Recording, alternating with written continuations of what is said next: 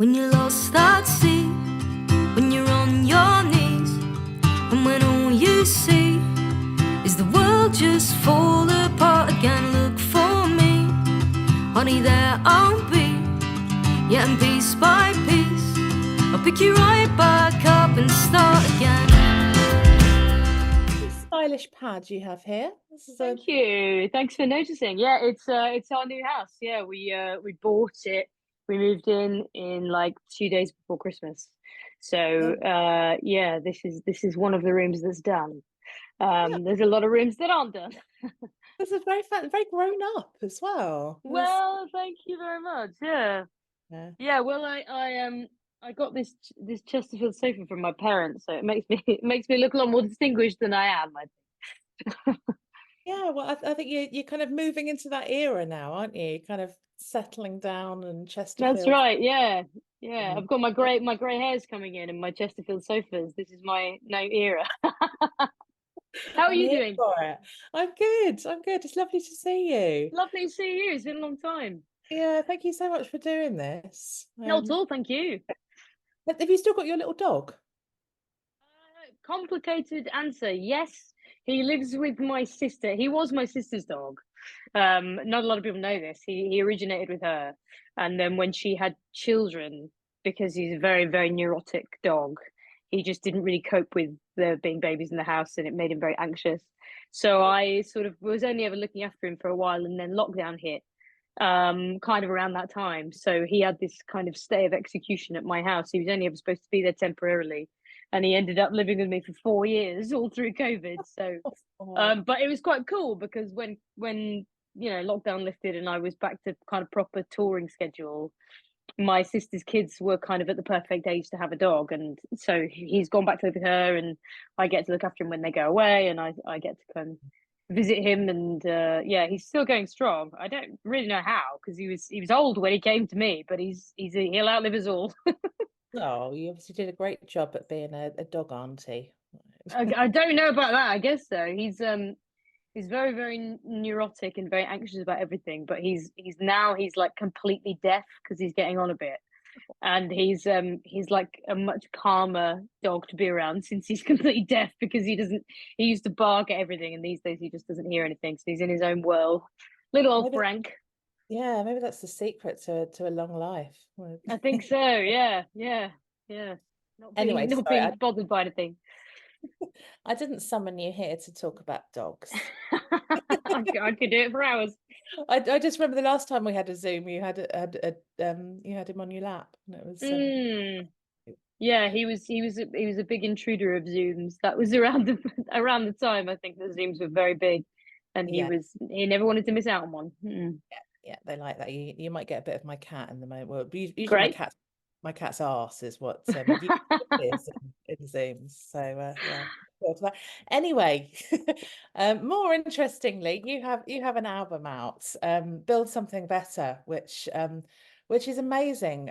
We've just commissioned a review by one of your biggest super fans, Lisa Oh, Beck. cool. Oh, Yeah, wow. she's Well, now. if I get a bad review from her, then when things are really going to hell. I mean, spoilers. She loved it. So yeah, she's now officially our Grace Petrie correspondent. That's great. That's so cool. So yeah, I just wanted to share a little quote. So the album is called Build Something Better. It's out 8th of March, which is International Working Women's Day, which seems a really appropriate day for you as an international working woman to be releasing an album. But yeah, little quote from her, little teaser from her review. She says, "This is her most eclectic album yet, mixing in a bigger, poppier sound alongside more traditional folk band backing and tender acoustic guitar songs reminiscent of her early career." Which I thought it was just a beautiful summing up of what this album is. I mean, I've known you for a long time. Probably longer than we'll admit, because that will reveal our age. How long we've been banging this drum. But yeah, this album kind of feels like the ultimate Grace Petrie state of the nation address here. It's like bringing together all of the elements that that your fans kind of know and love you for, and adding like an extra layer of glitter,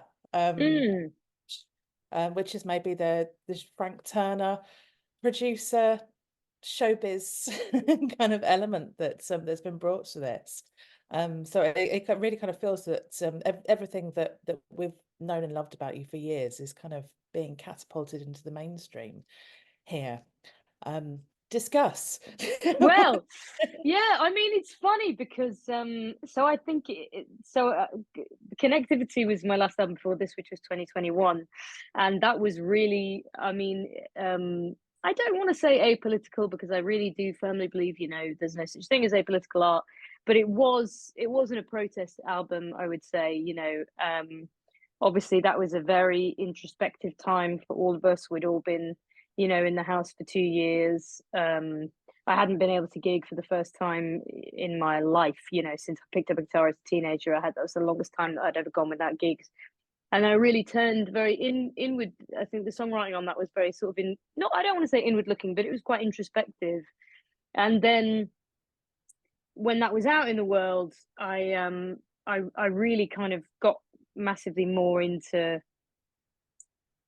not that I ever left kind of into political writing, but I was very immersed in it again. And I was talking to my partner, Molly Naylor, who's on this tour with me, that my major thing, I think it was difficult to write. I've put that on social media a few times, that it was difficult to write this record because I found that, you know, I feel very desperate politically. I feel, you know, that is the only word really. I feel despairing. And I was saying to her, you know, I feel like I don't know what to say, because I don't want to just say to people everything is terrible, but that's how I feel. And she said to me, it was like a great piece of advice. She said, but other people feel like that as well, and they want to know that they're not alone. So it is a bit of a howl of rage, I think, this record. And you know, there's like one or two kind of elements that I hope of optimism on there, but ultimately there's a lot of kind of, I'd say, yeah, maybe a bit of a return to the very early days of when I first started doing what we might call protest songs, in that it was a real sort of, you know, I like the phrase "state of the nation address." It's a real kind of, this is where we are, and look how fucking terrible everything is, you know. But I also did, you know, I did want to experiment with some bigger production, and I wanted to kind of move into more of a kind of big band sound, I guess, and a bit more of a poppy production. And I really wanted to work with Frank as a producer. You know, we toured together in 2019, and I absolutely love him, and I think that he's one of my favorite songwriters. And, you know, particularly some of his kind of poppier sounds, I feel like they're what I've always kind of been striving for, you know. And I mean, I think, you know, when I started out, I didn't have any money, you know. I mean, I still don't really have any money, but I really didn't have any money to make records. You know, all of my albums, you know, before like Queer as Folk, none of them were made in a studio. They were all made on an absolute shoestring.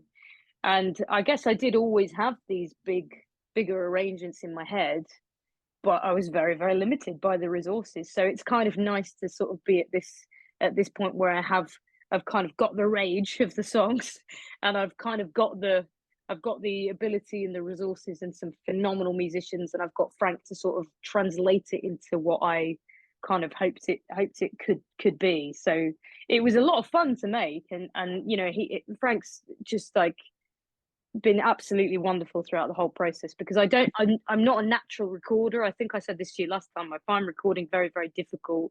It's my least favorite part of the job by a long way. I think I'm much more, you know, 100% more comfortable on stage. I'm a performer. That's what I'm good at.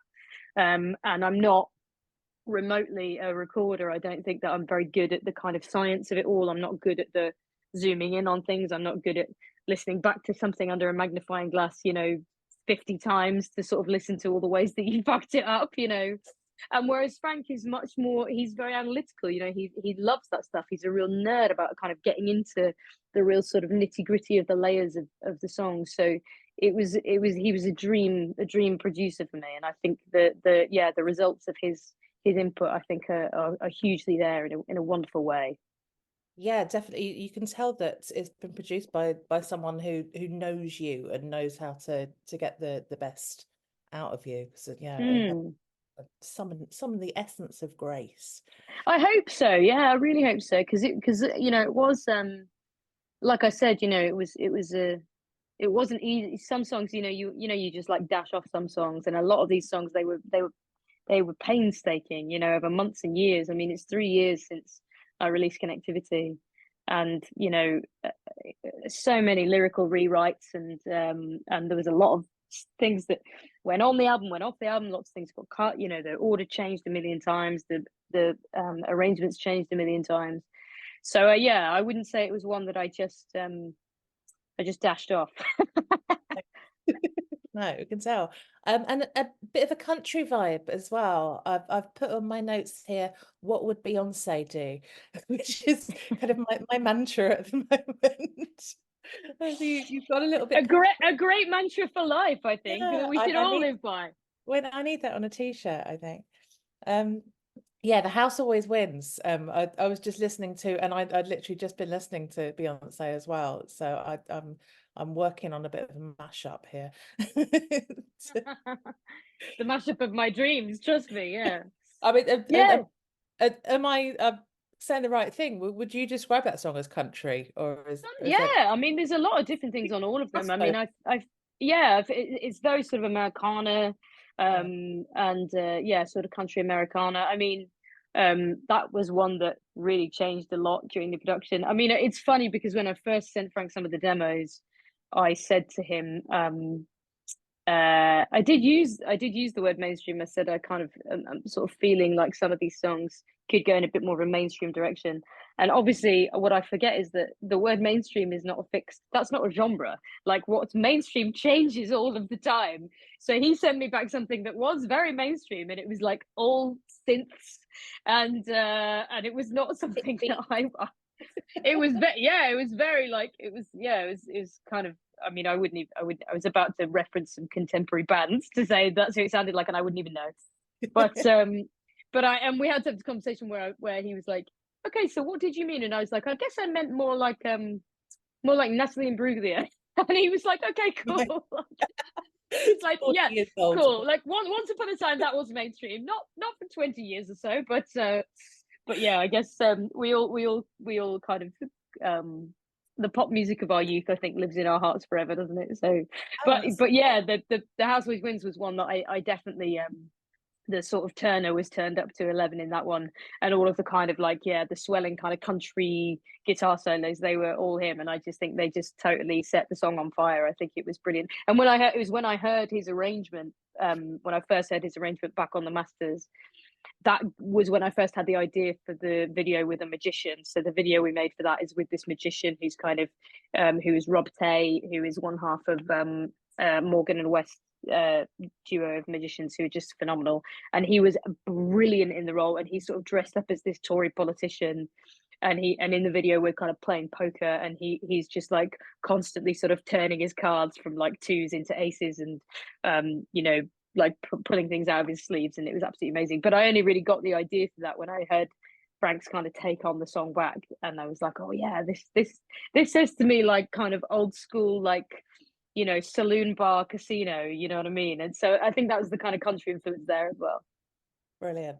Yeah, it's just kind of cementing yourself as the UK's answer to Taylor Swift. Hope so, Taylor Swift. yeah. Yeah. Yeah. You're on tour at the moment with a full band, which I've never Yes. seen you with a full band before. Is this No. first? A few people have. I've done a few festival shows with a full band. This is my first time touring with a full band, and they are such a great bunch of musicians. Oh my god, I'm just so lucky to have all of them. So I've got Ben Moss on fiddle, who's been a long time collaborator, who I've done a lot of tours with, who's just a phenomenal musician, and he's, you know, I mean, he's like a Swiss Army knife, Ben. I mean, he can play the fiddle, but he can play the mandolin and the banjo and the keys and absolutely everything. So he's playing a bunch of piano as well on this tour. And then I've got Jasmine Kennedy, who's a phenomenal singer-songwriter and a really like long time dear friend of mine, who just has a voice that will absolutely break your heart. And then I have Amy Thatcher and Francesca Knowles, who are also a phenomenal folk duo in their own right, and they're opening up these shows. So Amy's on accordion and Fran is on drums. And then in their duo set, they also play all kinds of things that I don't understand, synthesizers and kind of loops and things. It's all Greek to me, but it's unbelievably impressive to watch. And then on the lead guitar, I have Robbie Gatt, who is probably best known as the lead guitarist from Personal Best. One of my favorite bands, one of my favorite, I think the band who did one of my Desert Island's favorite records of all time, I'll Not Fail. And I feel like, you know, me and them have been kind of on the same scene, and we've been friends for years and years and years. And we've always been kind of circling each other from a distance, being like, "Hey, we'd love to make it happen one day." And you know, they've always been busy with a million bands, and I've always been busy with a million things. And now like the timing's worked, and I'm so thrilled to be playing with them, because I think I've always thought that they're a phenomenal musician. And Yes, as I a didn't whole, know you were working with Rob, because Robin's also in Yaki. yeah, that's right. And Yeah. yeah, Jenny Starling's new band that played at Loud Women Fest this year. Oh, how nice. Yeah, I've been meaning to try and catch them. Yeah. So yeah, what a dream team! What an absolute lineup of heroes! And it's just so nice to hang out with them all. You know, we're just having the best time. And you know, me and Ben, we've obviously toured together so much, and we're very very comfortable with each other on stage and off stage. But you know, it's so cool to have all those extra layers, and because they're all so amazing, you know, in their own right. I just feel like the live show was elevated so much. You know, we did the first full band show in Manchester on Friday, and I do think it was my favorite gig I've done in my whole life. I said that on stage. I was like, I don't think I've ever felt so elated as I did on stage, where I was just hearing all these incredible interpretations of all their different parts. And yeah, they're a real dream team. I'm very very lucky. Oh, amazing! I can't wait to see this. Yeah, I can't wait for you to see it. I mean, are you going to go back to working solo after you've had this kind of dream experience? I mean, it's kind of depends on the purse strings. I mean, I made the call to bring the band pretty late in the day. So for full disclosure, I should say that Frank. So basically, I recorded the acoustic guitars and the vocals, and at his place in Essex, and then I went away, and you know, I said to him, kind of do whatever you want with it, right? And he kind of put all these amazing things on, and I got the masters back, and my first thought was, this sounds fucking awesome, and my second thought was, I don't know how I'm ever going to play this live.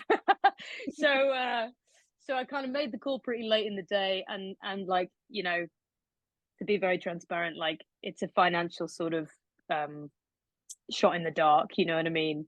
Obviously it's a lot of mouths to feed, and you know, it's just me here, you know. There's no record label, there never has been. Like everything that I put into the record is kind of my own, out of my own pocket, and everything I put into the tour is out of my own pocket. But I really wanted, at least once, I really wanted to just give these songs and these arrangements that Frank did in such a beautiful way, I wanted to give them the best chance. You know, I wanted to put them out into the world, a bit like kind of when you send your children off to school, you know what I mean? I really wanted to make sure that they had everything that they needed to just soar.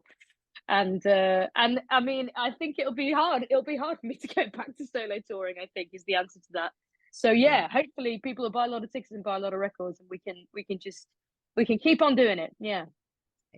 Oh, we'll help spread the word about your Thank you. I'll get this video out as soon as I can. What else can I ask you about? Any summer plans? I mean, I'll cut this out if I'm not allowed to mention this yet, but did I see somewhere that you might be playing at the Glastonbury Park stage? You're not allowed to say? Cassie, no, I am allowed to say, and I think I should say, for people who saw that so-called leaked lineup and were devastated, I am categorically not playing at the Park stage at Glastonbury. I wish I was. And like, that's just a lesson for all of you guys to not believe everything you read on the internet. So I can't comment on the veracity of the rest of that so-called leaked lineup, but I can tell you that it tickled me no end when I saw that. I thought, fucking hell, man. Yeah, I should be so lucky. Yeah, so far, I don't know if I'm allowed to say. Oh, I am allowed to say it is announced. Doing Beautiful Days festival down in Devon. I'm going to be in Canada for most of July, so I'm doing festival season over there, and a few other bits and bobs in the UK as well. So, but I'll be in Australia in May. So I'm doing the Guilty Feminist tour in Australia, and then some stuff in the UK, and then Canada in July, and then I am getting married in August as well. So yeah, Congratulations. thank you very much. Yeah, so that's kind of I'll be spending a lot of my summer planning that, but hopefully you'll see me pop at a few other festivals as well. Oh, if you need a wedding band, you know who to call. Oh, this is Thanks very amazing. much. Yeah, That thank was you. something that I was going to mention, that Beth had picked up in her review of your album, how kind of, you know, positive and uplifting your love songs were, and obviously you're in a happy place, which is lovely. It Which is is, it is lovely, and I've sort of I've kind of been joking on stage. Robin Gatt actually said to me when I sent them the record for ahead of rehearsing, they texted me and said, this is kind of a concept album, and the concept album is like half the songs are really, really, really depressing, and then the other half of the songs are you're in love and you're really happy, and it really made me laugh. And I've been saying on stage, yeah, it's a concept album about being depressed about living in England, but also conversely being in a very happy relationship. So it's a funny thing because, you know, my fiance and I, we got together during lockdown. We sort of had this months and months on the phone where she was in Norwich and I was in Leicester, and we were just having these kind of 3 hour a day phone calls with no way of knowing if or when we would ever be able to actually meet up in person. And you know, it all worked out great. And it's been a funny thing but I think there's a lot of people who kind of had kind of relationships or really happy things happen during lockdown, and you did sort of feel this guilt of like, gosh, the world is going through this really terrifying time, but at the same time, you know, I think it was like, you know, there's a line in one of the songs on the record where I feel like the world stopped for us to meet each other, and we just had this kind of endless amounts of time to just really get to know each other, and I'll always be really grateful for it, you know. Yeah, no, it's a perfect way to get together in some really odd way, but yeah, it does allow you to just connect on those really important. uh, Yeah, it was very chaste for a long time, I'll tell you that. It was lots and lots and lots of phone calls. Yeah. oh, I'm so happy for you. Congratulations. Thanks, The other Kat. thing I was going to mention is your show. Mr. Fox and I came to see you in Leicester Square Oh, Theatre. you did. Yeah, we were Oh, there. thank I you very think much. it was the last night, wasn't it? Of your what's it called?